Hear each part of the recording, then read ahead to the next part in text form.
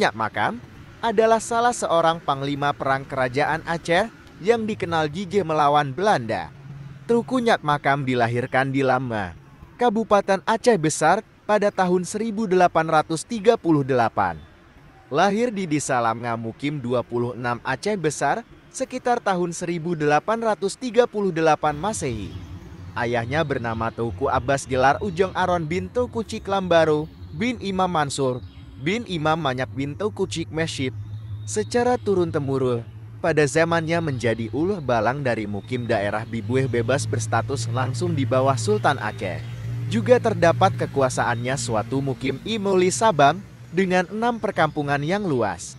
Dikutip dari laman website mrjinal.id, di samping pelajaran agama, ia juga belajar pencaksilat, ilmu sosial dan taktis gerilya pada Panglima Paduka Sinar, dan juga pembinaan Tuanku Hashim Bantamuda.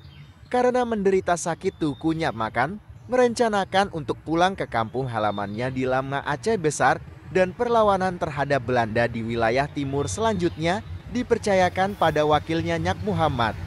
Setelah itu, Panglima Tuku Nyak Makam langsung berangkat menuju ke Aceh Besar. Hingga suatu ketika Panglima yang gagah itu jatuh sakit. Ia tak lagi mampu memimpin peperangan. Belanda mengetahui hal itu.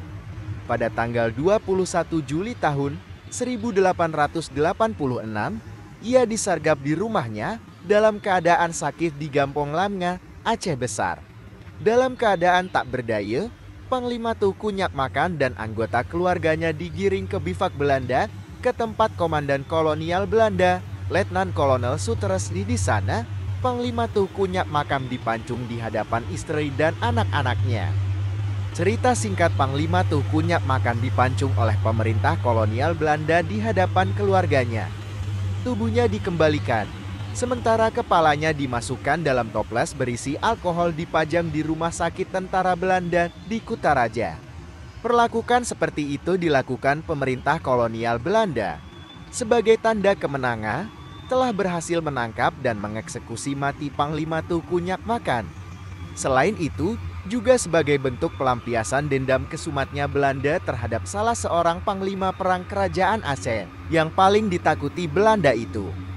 Inilah kuburan Tuku Nyak Makam di Desa Lamnga, Kecamatan Mesyit Raya, Kabupaten Aceh Besar, Provinsi Aceh.